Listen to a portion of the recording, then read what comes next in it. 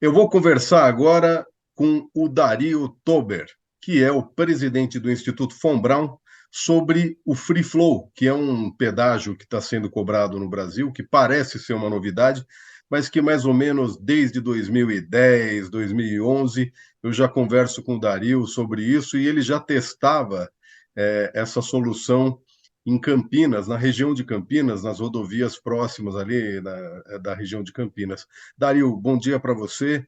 Como é que Oi, você Edson. vai? Eu queria que você contasse um pouquinho disso, porque, na verdade, é interessante que agora tenha se tornado uma novidade, mas é uma falsa novidade. Aqui no Brasil, a gente é pioneiro nisso, né?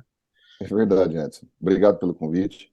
De fato, você disse que começou em 2010, 11, e em 2012 já estava em operação, na verdade. Um cliente pagando um free flow, nesse modelo que o pessoal está apresentando agora. E foi feito pela Artesp, nas rodovias do estado de São Paulo. Funcionou muito bem, funciona até hoje. E já foi feito lá com RFID seguro, pioneiro no mundo. Na época, os RFID seguros não eram compatíveis com o nível de segurança que a gente apresentou. A gente desenvolveu um sistema que o Brasil foi pioneiro. Várias empresas se envolveram, colocaram em operação e já tinha classificação junto, leitura de placas e classificação de veículos automáticos também em operação, desde 2012. Milhares e milhares de usuários. E agora você tem novidades aí também, né, Dario? Você tem, na verdade, o Instituto Von Braun desenvolveu soluções que não utilizam apenas as tags, né? Você estava me contando isso aí nos bastidores e eu achei isso muito interessante e que abre aí várias possibilidades, inclusive, de usos alternativos além do pedágio, o que já acontece hoje com as tags também, né? É interessante esse aspecto, porque se a gente pensar em digitalizar a base, ou seja, trazer usuários para o mundo digital, você tem que efetivamente dar um equipamento eletrônico para ele, que era a tag. Uhum. Existe a ideia de falar, olha, faço por OCR, classificação de veículos por leitura de câmeras. Isso é um assunto antigo, a NTT e a CCR convidaram a gente para fazer a parte de um experimento que também ocorreu em 2012, quase 1 milhão de veículos em estatística. Foram convidadas empresas estrangeiras e para participar. Algumas coisas ficaram muito claras, de que você consegue ter uma eficiência, mas não ótima, como se exige num país do tamanho do Brasil. Os volumes do Brasil em circulação de veículos são muito expressivos. Como eu estava te dizendo, uma faixa de uma pista aqui como a Santos Dumont, em uma semana tem mais circulação que alguns países da América Latina somados em um ano. É medonho o Brasil. Então, qualquer margem de erro possibilita uma perda muito grande. Então, sistemas eletrônicos, eles vão ter que continuar existindo. A gente já viu que é uma impossibilidade física e não técnica a respeito de classificação por imagem. Então, você vai ter que ter combinado ali esses elementos eletrônicos. Esta parte digital, que vai além do RFID, no modo que a gente conhece como etiqueta, a ideia é trazer para outros equipamentos que a gente já tem. Os carros agora têm equipamento eletrônico, não tinham tanto assim há 10 anos atrás, tem capacidade de comunicação, você entra no carro, fala Bluetooth. Utilizando essas plataformas é possível falar com os equipamentos que estão na rodovia. E é uma ordem de grandeza mais barato implementar assim do que com tag RFID. O número é expressivo, chega até a ser mais do que isso. Uhum. Também você tem celular na mão. A ideia foi, será que é possível fazer a mesma função de eu não ter que manusear esse equipamento, como é o caso do carro ou do celular? E a gente começou a testar em 19. Hoje é uma operação comercial. Já existe em vários estados do Brasil para operar em cabines. Você usa o celular, pode usar a central multimídia do carro. Isso é uma questão já funcional. Faz o mesmo papel do tag. É um RFID implementado sobre uma plataforma que já está na mão do usuário. Então, do ponto de vista de digitalização, você traz muito mais usuários para a base, porque é com um clique. Uhum. Do ponto de vista de classificação, é muito mais econômico, porque o veículo, quando diz ele mesmo, que é um veículo categoria 2, 3, etc., ele não mente, porque é gravado de fábrica, quando ele comunica da central multimídia para uma unidade da rodovia. E quando você tem um celular, você tem a mobilidade. Fala, estou nesse carro, depois estou no outro, e essa vinculação com leituras, aí sim, de placa e de imagem, torna muito mais fácil de eu trazer para baixo, de digitalizar, trazer o cliente para esse ambiente digital. Então, isso foi a ideia. Mas sempre, concluindo agora a resposta para a sua pergunta, que essas informações ficassem no mesmo padrão que a Artesp, a NTT e os outros órgãos trabalham para processar os dados de um leitor, de um gateway. Uhum. Agora, você tem que mudar alguma coisa na infraestrutura de leitura, porque, na verdade, o celular ele não vai ter o rádio do RFID, por exemplo. Como é que A gente está funciona isso? usando o Bluetooth, no caso ali da implementação inicial. Já testamos também com outras funções de Wi-Fi, testamos LoRa, estamos testando LoRa no momento com alguns fornecedores de chipset Uhum. nessa base. Muito bom também. 5G e todas outras modalidades de Wi-Fi, que é o Wi-Fi 6, todas eles permitem fazer o mesmo nível de segurança e eficiência do RFID. A questão é que multiplica a possibilidade de plataformas trazer usuários para a base com um clique, né? E fazer Uhum. essa mesma comunicação eficiente e segura. O que a gente tem visto é que no momento que a gente implementa, o pessoal, poxa, mas tem que criar um outro back-office? Não, é o mesmo back-office que tem na Artesp. A gente testou isso, manda o mesmo tipo de informação, eles não conseguem diferenciar de um tag físico de um virtual a informação que chega para a Artesp. Para a rodovia, idem, no nível da rodovia agora, quando a gente fala do gateway, sai uma informação que deve liberar a cancela. É idêntica. Do POS, igual, mesmo string que estavam habituados a fazer. Então a gente vem vindo fazer isso com qualquer plataforma. E a vantagem é, simplifica porque são múltiplos protocolos, não necessariamente um, desde que ele seja seguro e eficiente para rodar rápido, né, uma transação, ele passa a ser válido. E abre uma possibilidade grande de modalidades de serviço. Porque vamos supor que você e eu vamos até uma outra cidade fazer uma viagem, e você fala assim, ó, Dario, eu pago até Itapecerica da Serra, você paga dali para frente. Podemos fazer isso. A gente testou até mais de 3, 5 celulares dentro de um veículo, por exemplo, passando a 160 km por hora, lê tudo Caramba, perfeitamente bem, sem mexer no celular, com entendi. segurança, e ninguém distingue lá no gateway da praça. Pode ser um portal, né? De Free Flow. E lá na Artesp, ou na concessionária, se era tag virtual ou físico, não faz a menor diferença. Entendi. Agora, a utilização dessas alternativas de leitura, na verdade, né, que são é, interessantes, eu acho que permitem, inclusive, que as empresas apoiem, né, as empresas patrocinem.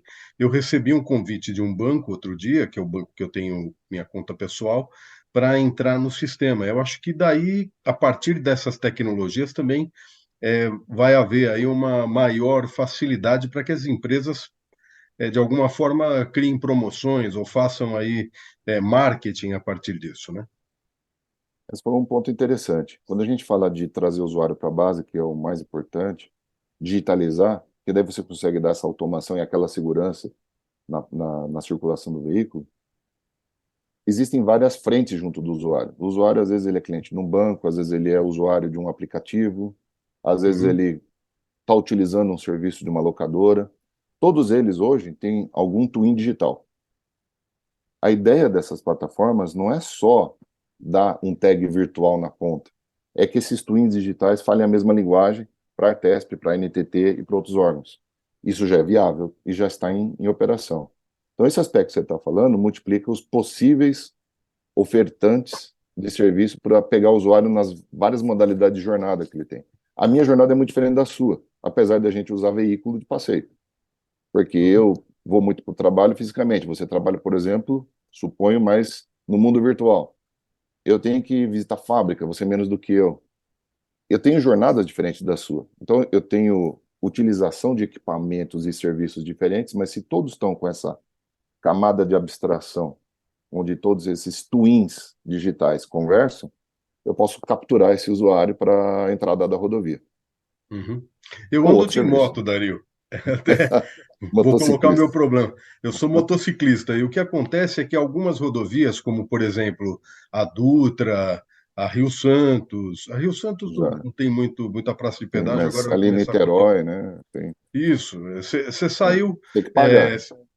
tem que pagar, a moto paga, né? Imigrantes, por exemplo, não paga, Bandeirantes não paga. Quando a moto tem que pagar, primeiro ponto é que é um problema danado, né? Levantar a Cara, olha o viseira, bem. tirar a luva, Tira a luva e quando está puxar a chovendo, você tem que carteira. tirar a roupa da chuva para poder pegar a carteira, achar onde é que está o negócio.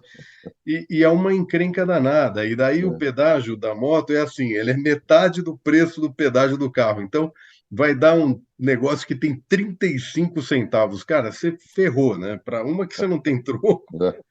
né? Você não tem o dinheiro para dar, o cara não tem troco para dar, e daí fica aquela situação e atravanca todo o processo de cobrança na cabine, né?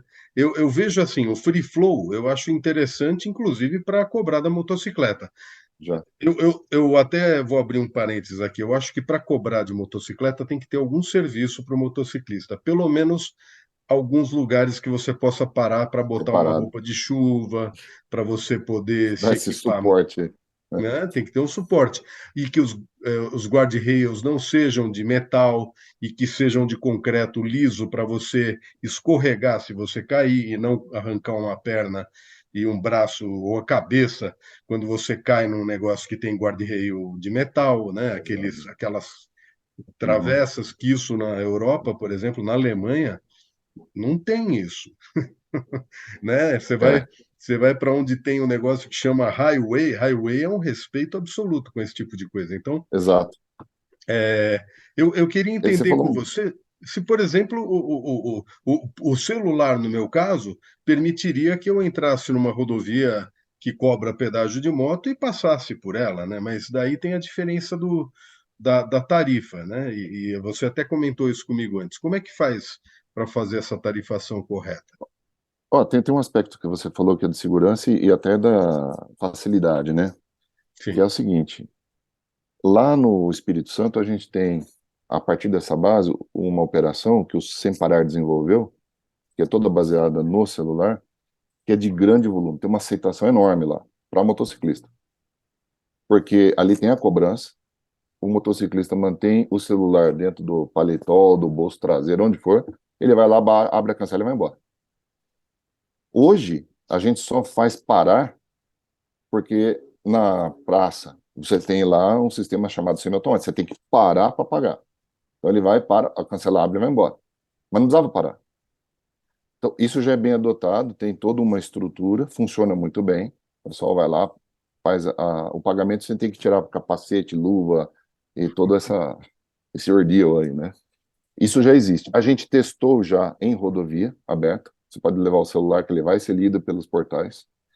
É uma questão hoje de se fazer esses testes no sandbox que estão sendo desenvolvidos, tipo na Rio Santos. Então, depois eu vou dividir com vocês uma série de links, são muito bacanas, que mostram essas operações. Com carro, moto, caminhão. E também tem uma outra coisa. Desculpa, você perguntou a respeito dos operadores, né? Se dá para fazer a cobrança diferenciada Da da operação. motocicleta. Uhum. Existem algumas regulamentações que os governos discutem, se devia cobrar ou não. Alguns lugares sim, outros não. Tem uma faixa separada para motocicleta ou não. É algo que, do ponto de vista operacional, se você dá mais mobilidade no sentido de plataformas tecnológicas, você pode dar planos diferenciados. Então, se o usuário não para a rodovia por ter que efetivamente levantar um capacete, tirar uma luva, puxar uma carteira, você não está ajudando a rodovia? Então, se você usa um sistema Muito. digital, você devia pagar menos. Assim, por lógica. Você está Já onerando gostei. menos o sistema. Eu gosto de Você não está pagar ocupando nada, menos na verdade. espaço. É porque Ah, não tem serviço para moto, né? Eu fui editor da Duas Rodas, né, na minha juventude. E a gente já falava isso, né? Cobrar de motociclista é o fim da picada, porque uma que você não oferece serviço para motocicleta, nenhuma rodovia no Brasil oferece, e o motociclista não gasta asfalto, né? o peso é irrisório. É ínfimo, né? Né? Então, mesmo que seja E se uma ele não Harley Davidson, atravanca, né, Edson? Se ele não atravanca, não devia pagar. não atravanca, Né? né? Existe uma questão que eu acho importante, que é o seguinte: a identificação eletrônica de qualquer usuário dentro de uma rodovia é importante por questões de segurança e fluxo de tráfego. Você fala, entrou tanto volume aqui, espero tanto volume nas saídas, nas entradas. Isso é importante. Então, eu acho que essas outras vias digitais, se você falar de RFID na moto, foi uma discussão antiga, né? Falar, coloca nessa parte da moto, no tanque, no farol. Ah, isso eu não vou colocar numa moto porque tira o estilo e outras coisas. Mas nos outros meios digitais, se você tiver com um smartwatch, se você tiver com um tablet na mochila, um celular no bolso, resolve igualmente. Essa é a proposta também. Entendi. Bom, Dario, e como é que você vê a evolução disso agora, né? A gente tem aí uma empresa internacional que entrou trazendo essa visão de que há uma novidade, né? E que está operando na rodovia Rio Santos e tudo. Mas a gente tem aqui no Brasil solução, perdão, e a gente tem várias rodovias para explorar o sistema. Como é que você vê a evolução disso a partir de agora? Eu acho que essa colocação sua é mais importante. É algo antigo no Brasil, como você apontou. A gente dominou e fez uma referência internacional, inclusive por usar tags junto com essa combinação de inspeção ótica, classificação, já de maneira totalmente simbiótica. A gente está inovando aqui no Brasil por incluir outras plataformas digitais. O momento agora, a gente tem discutido com os operadores e concessionárias, já temos instalado esses sistemas em mais de 2 rodovias, é de fazer as operações nesse sandbox que estão ocorrendo. Essencialmente, como já funciona muito bem, também vou mandar links que tem centenas aí de milhares de usuários que já experimentaram com o sistema, está muito bem consolidado, tanto para a parte de combinar imagens com sinais de celulares, plataforma de veículo e RFID, isso já existe, é um modo de operar. Então, se eu der para um motociclista ou aí motoqueiro, para um veículo de passeio, caminhão, moto, todas essas utilizações possíveis, elas gerarem modelos de negócio de jornadas diferentes. Eu acho que esse é o grande ponto agora. Não é novidade o que as empresas estrangeiras estão trazendo, de maneira nenhuma. O Brasil tem fornecedores locais para todos esses equipamentos. A nossa ideia é que seja aberto para qualquer um fazer e não sejam sistemas integrados. Uma concessionária possa falar, olha, eu quero uma câmera e não um sistema de um, eu quero um cabo do outro, quero um modelo de captura de gateway de A, de B e de C aberto. Se especificar nas bases tecnológicas que já tem certificação para Bluetooth, Wi-Fi, LoRa e assim por diante, está aberto para todo mundo participar. O que a gente está mostrando agora, e a gente está com parcerias com essas operadoras e concessionárias, é para mostrar que as integrações com múltiplos fornecedores é absolutamente possível e abrir a possibilidade para vários tipos de operação. Tipo aquela que nós dois estamos viajando, você paga metade do caminho, eu pago a outra. E tem mais. Se você usa essas plataformas que eu estava descrevendo, que você puxou, né, tipo celular, centralinha de automóvel, não serve só para pagar. Essas plataformas estão vindo com câmeras. Essas plataformas capturam outros dispositivos IoT que estão pelo caminho. O Sem Parar, CCR e Fombrão criaram um laboratório ao longo de toda a Dutra, mais de 400 quilômetros com gateways desse tipo instalados ao longo da rodovia. Edson, a gente pega tudo de equipamento IoT que passa na rodovia. E o meu celular, quando está trafegando lá, serve para eu pagar e para eu ler esses outros dispositivos. Se você olhar na Dutra, quantos portais FreeFlow tem quando a gente montou o laboratório? Zero. No entanto, eu consigo olhar cada metro de passagem de um veículo, cada metro de passagem de um pallet, cada metro de passagem de um produto. Pode ser fármaco, pode ser uma televisão, tudo com aquele modelo de segurança que a gente já conhece do RFID. Ou seja, não é só pagar a rodovia, não é só questão da evasão do usuário que eu não consigo pegar, é todo o resto de captura de imagem, telemetria. Posso vincular o meu celular, o meu dispositivo, com o ODB2 do CAN de um veículo.